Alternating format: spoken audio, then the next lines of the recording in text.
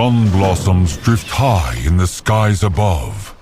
Set them aflame as tribute to Anshe.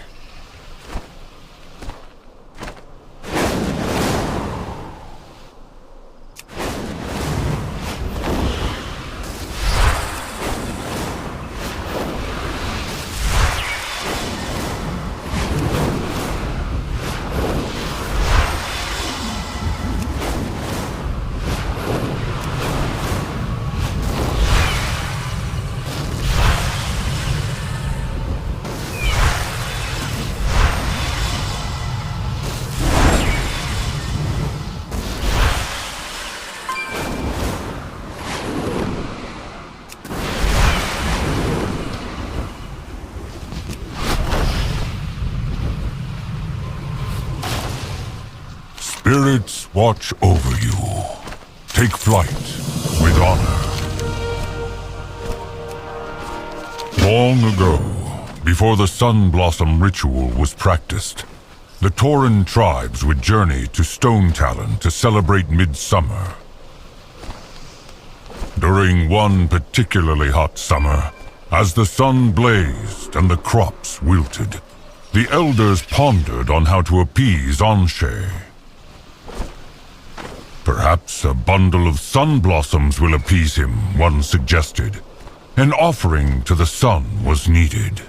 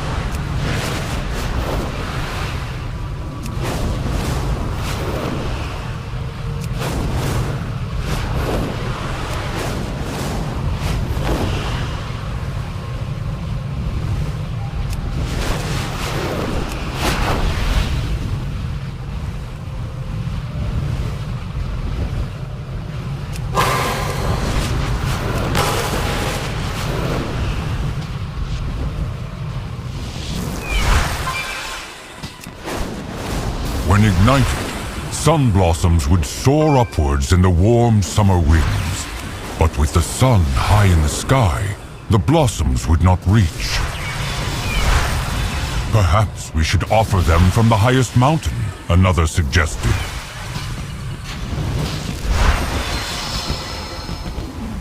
When the elders had agreed, a few select chosen would journey north to the highest peak in the land to make the offerings.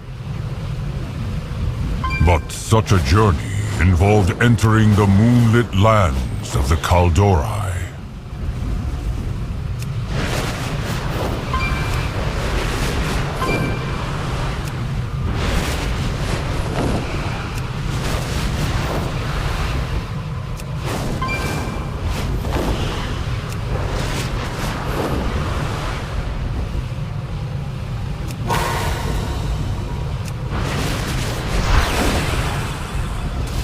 Although the Kaldori and Tauren kept an amicable distance, the elven priestesses granted our request and guided us through their lands.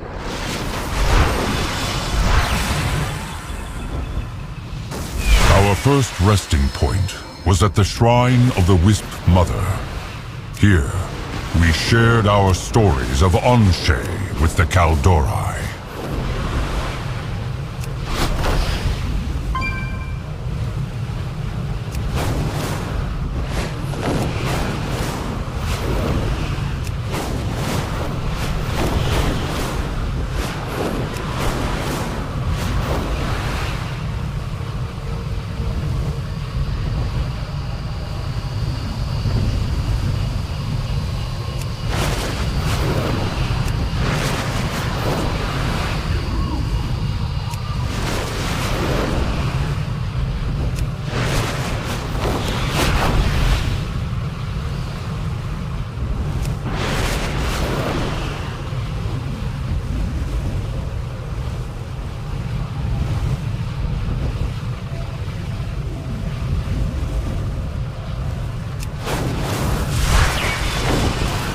the summer pilgrims continued further into Kaldori lands, they stopped to rest in the once green Iron Tree Woods.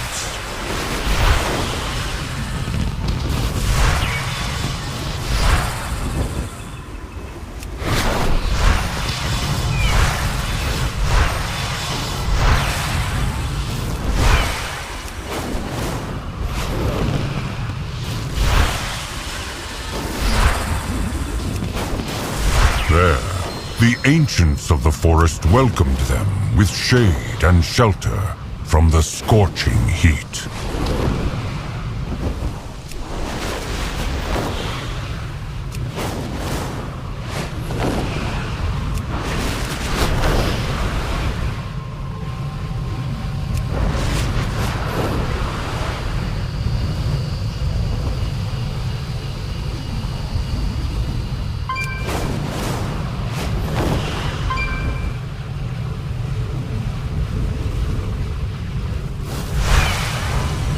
The pilgrimage continued with a detour into the Grove of Moonglade, home of Cenarius, the Forest Lord.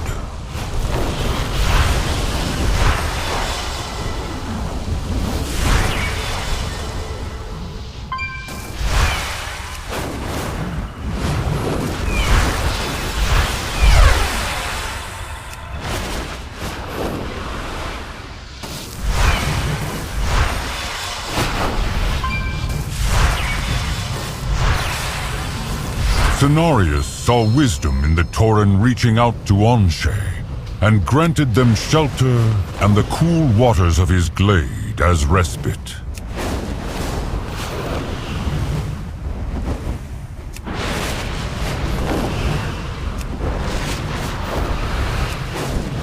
Cenarius advised them to seek the Mistress of the Skies atop the Great Mountain, as they would need her boon to bring their offerings into the skies.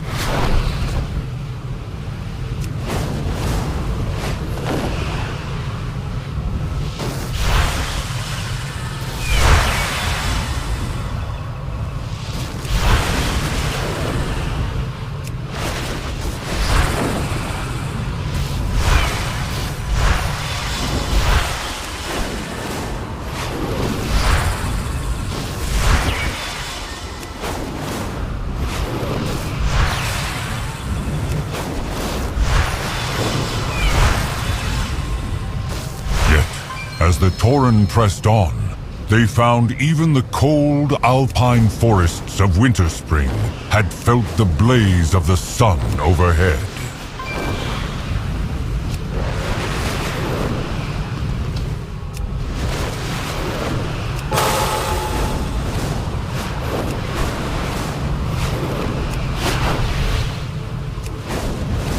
Aviana was a goddess of winds and wild, and this was not a land the Tauren usually ventured to.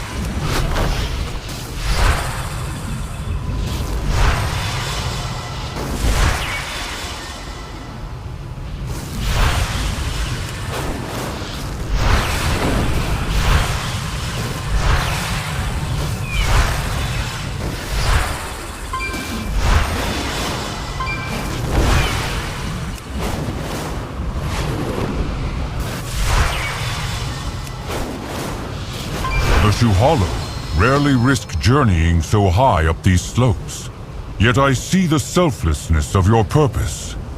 May these winds carry your blossoms high above.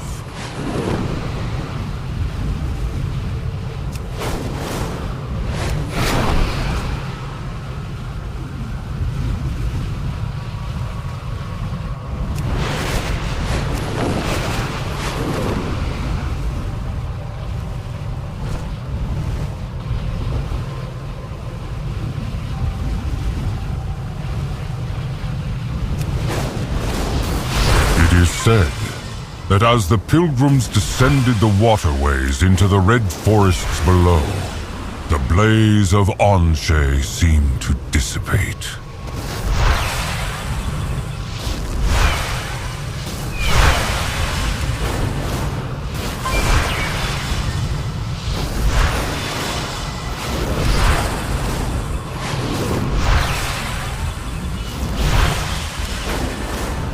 Anshe was now sated, and the Tauren tribes agreed to carry out this ritual journey at the start of every midsummer. As the Sun Pilgrims traversed the river's south, they wondered, had it truly been the offerings of the blossoms themselves that had appeased Anshe, or had it been the selflessness of their effort that brought relief to the heat-scorched lands of Kalimdor? To this day, the sun blossoms we use in our rituals remind us to ponder such questions and find lessons in our fireside stories.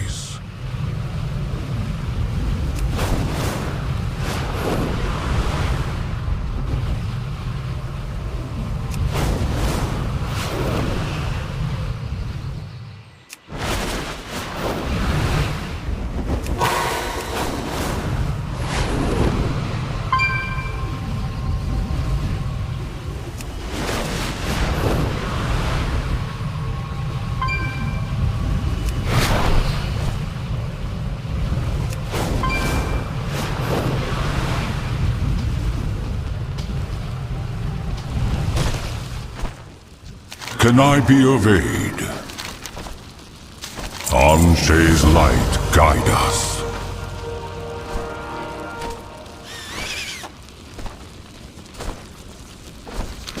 Each year, as the cooler spring days turned to summer, the southern tribes migrated north towards Stone Talon Peak. Even the most resilient of tribes found the blaze of the sun to be daunting in scorching summer months.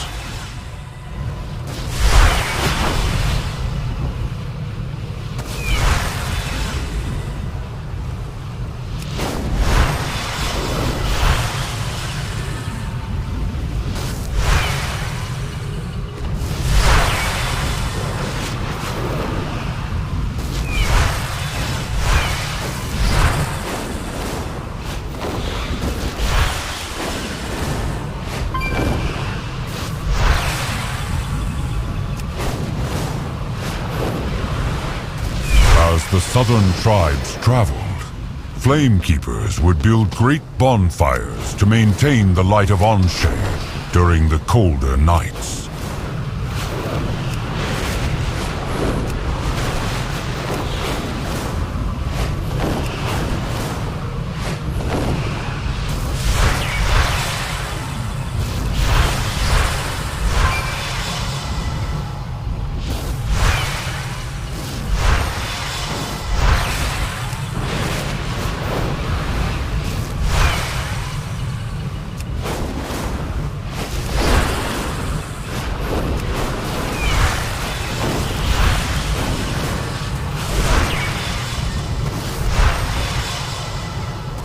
As the tribes ventured south, some followed the rocky ridges that divided the plains of Mashanshe and the rolling valleys of Mulgore. These bonfires would serve as path markers for the southern tribes as they made their way home during the end of midsummer.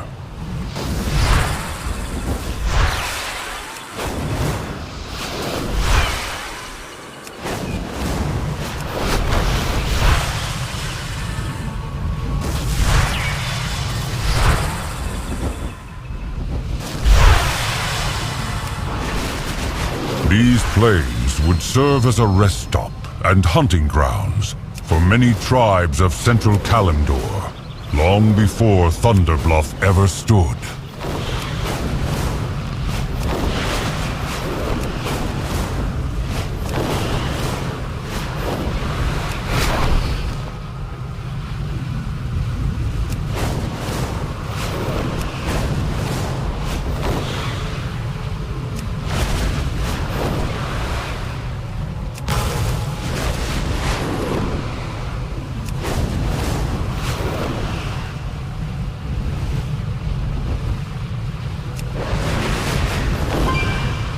Some tribes returned home to the plains of Mashanshe, as others broke off toward the jungles of Feralus.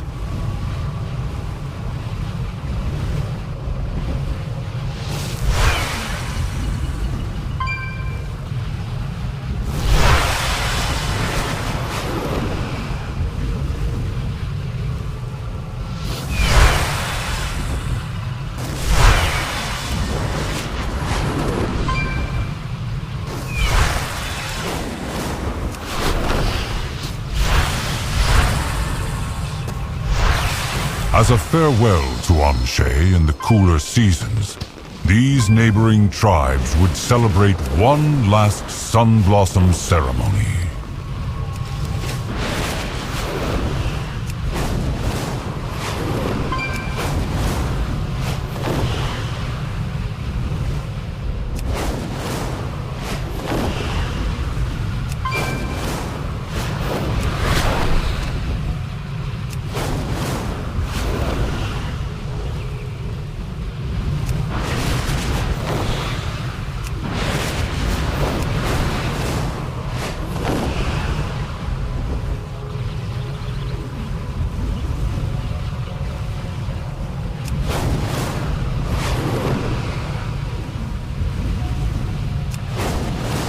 As some tribes traversed the jungles, others kept to the steppes and cliffs that divided their territories.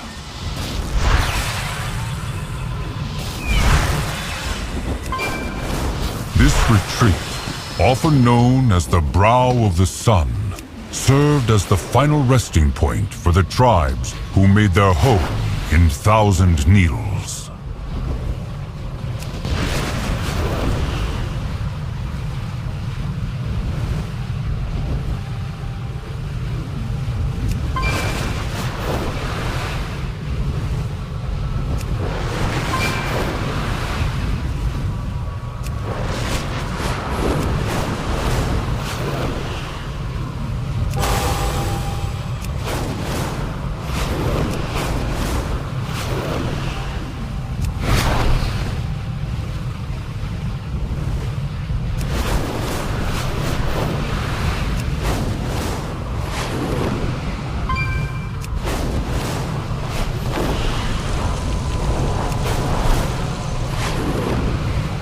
As the cooler winds descended upon Thousand Needles, the tribes here gathered atop the southern bluffs to ignite their blossoms.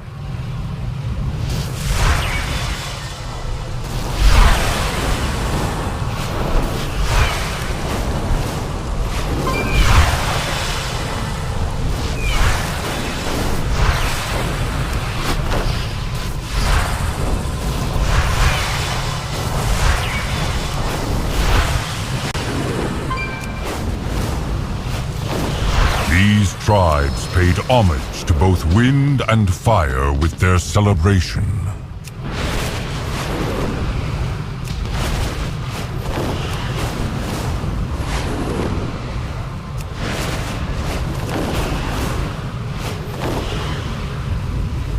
Although the sands of Tanaris are now an arid wasteland, these once lush lands were home to many Tauren tribes. Some say these tribes were the first to make the pilgrimage north, following the path of the great beasts migrating to cooler pastures.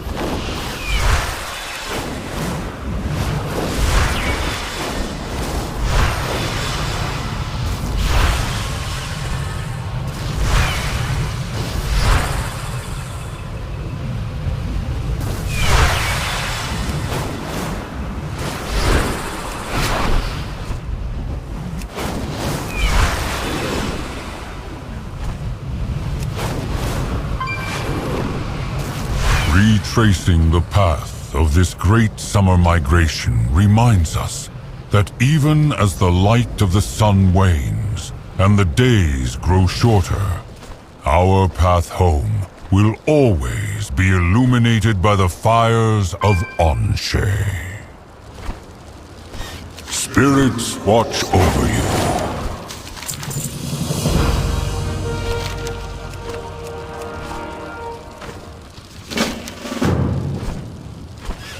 Take flight with honor.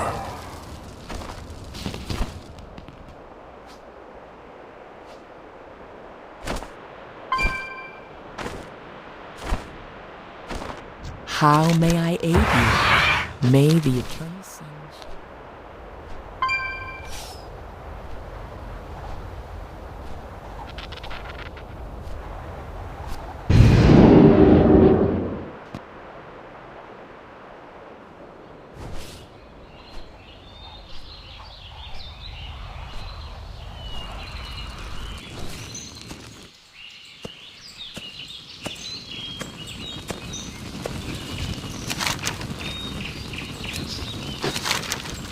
Fly high!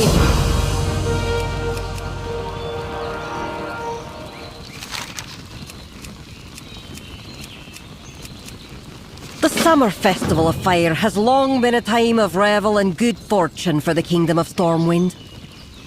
But what was once a season of celebration became a chapter of paranoia and darkness for the people in these lands. Long ago, at the height of midsummer celebrations, the northern mountains of Redridge were shattered by a catastrophic eruption.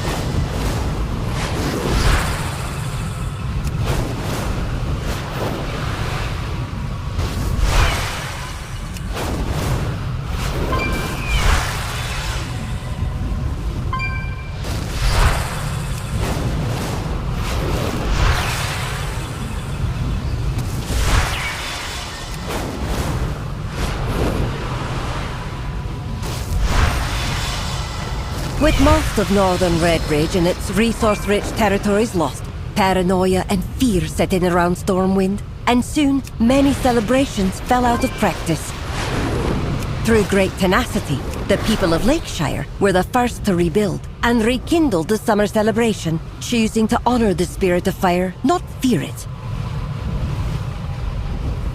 Unbeknownst to the humans, the Thane of the Dark Iron Dwarves, Thorison I, had called forth the Fire Lord from his elemental banishment, blanketing the realm in ash and soot.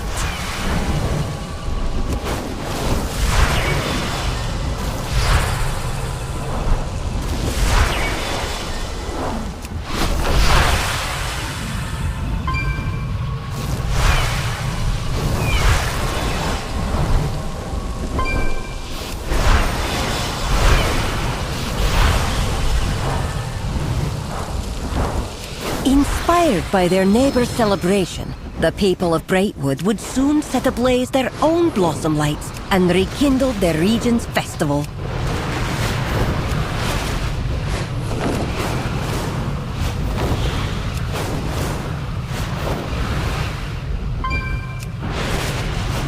Inspired by their neighbor's celebration, the people of Brightwood would soon set ablaze their own blossom lights and rekindle their region's festival.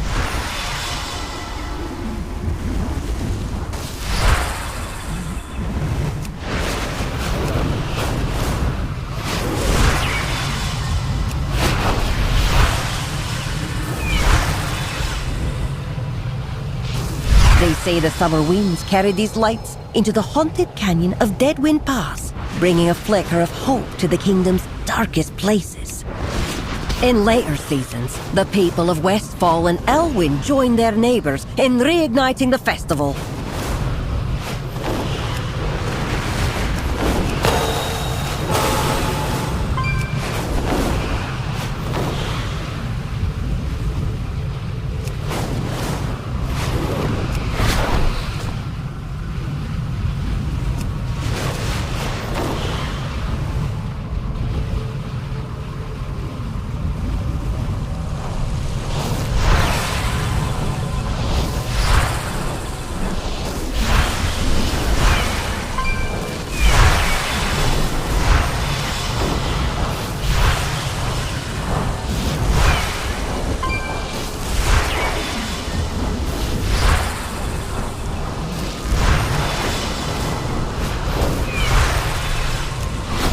Much like Lake Everstill, the rivers of these regions were dotted with blossom lights, and in time, the once abandoned festival returned to all corners of the kingdom. Although humanity's celebration of summer predates even the kingdom of Strom, it was their kinship with the dwarves that inspired many customs still practiced today.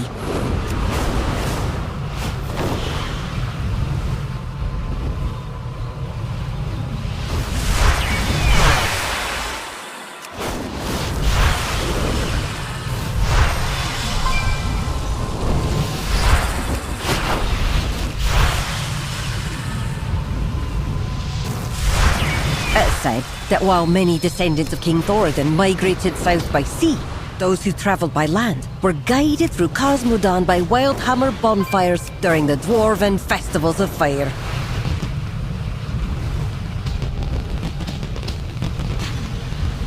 Though the dwarven festivals of fire were celebrated by all clans in the ages before the War of Three Hammers, the Dark Iron clan paid a heavy toll for summoning the Fire Lord.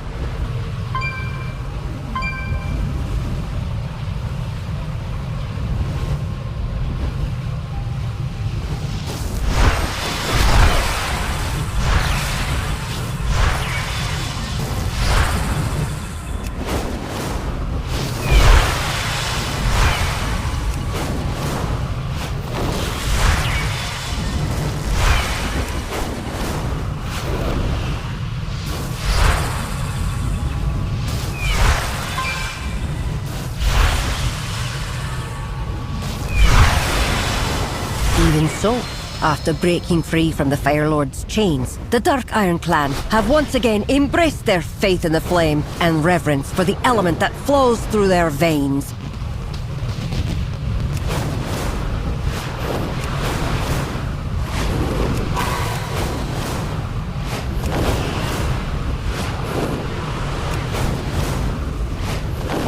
In fact, since the dawn of dwarvenkind, fire has played a crucial role in the shaping and forging of our people. For the Bronzebeard, a tool of industry and trade.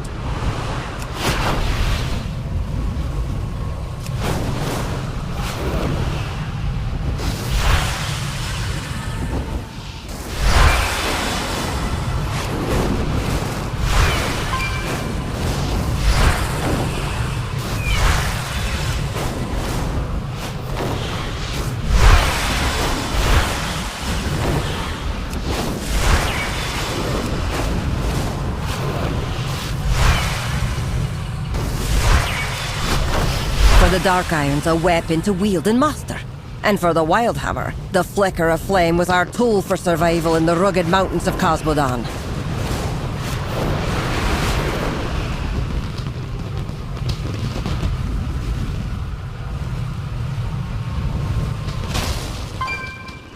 Gather round the fire. May winds guide you.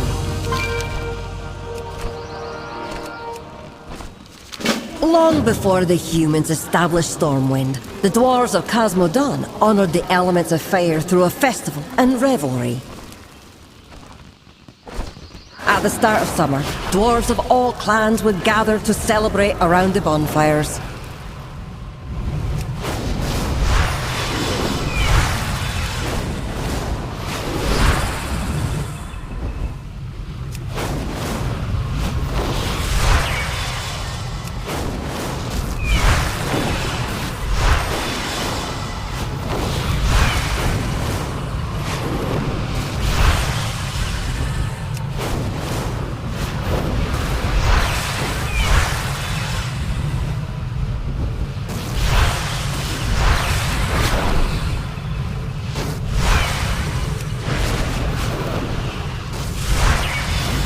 the Wildhammer hosted the festival in their foothills, the wisest and eldest of their shamans, known to some as wild sages, would tell stories around the bonfires.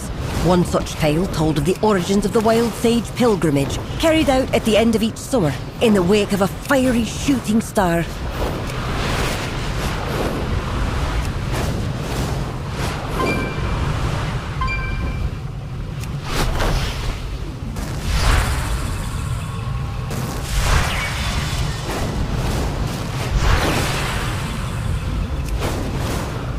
The story tells of the first wild sages witnessing a brilliant burning streak shooting across the summer night sky.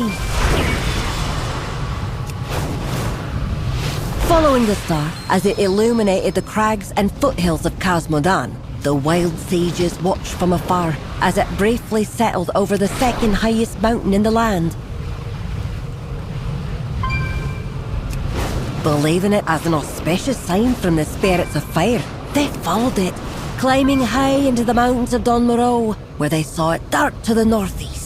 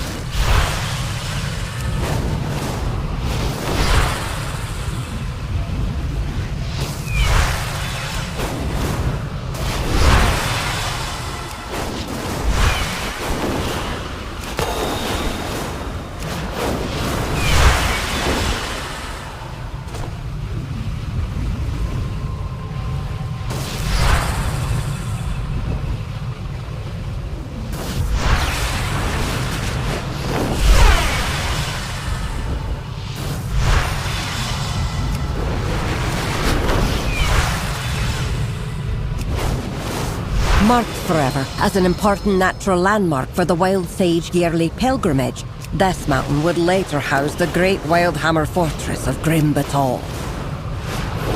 The Wild Sages followed the star over rolling hills and vast riverlands under open skies, a journey through lands rich with elemental spirits, another auspicious sign.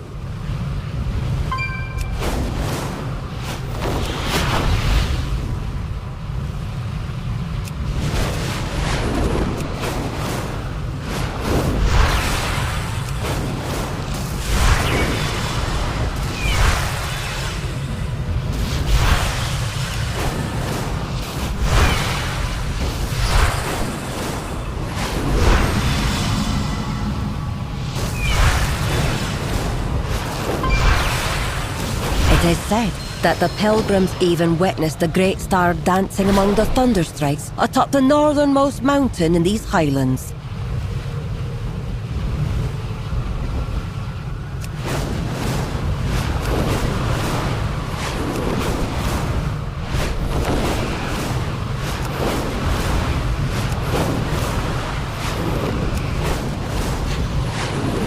As the star swept northwest across the sea, the Wild Sages crossed the narrow channel into the human lands, where they found another celebration underway. Having already established trade with Casmodan, the ancient humans were quick to welcome the exhausted pilgrims into their midsummer celebrations.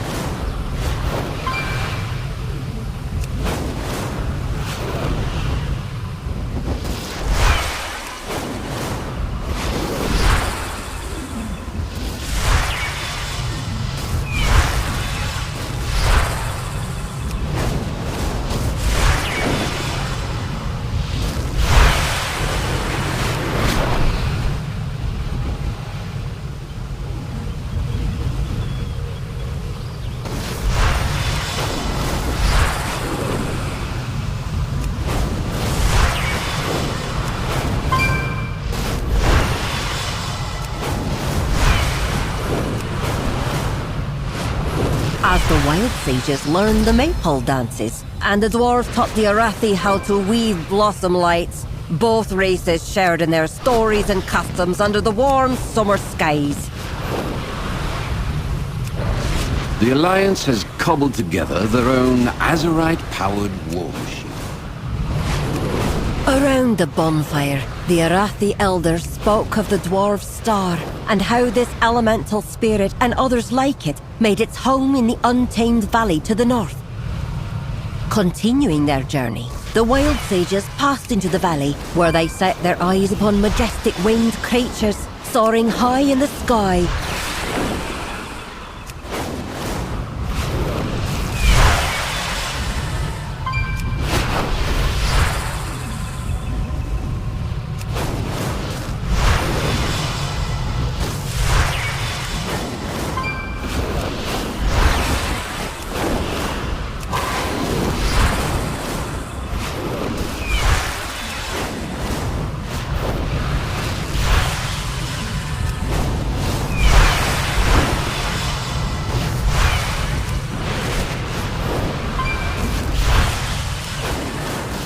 Above them, on emberlit wings, circling high above the tallest peak of the land, the wild sages saw their star, like a glittering torch in the summer sky.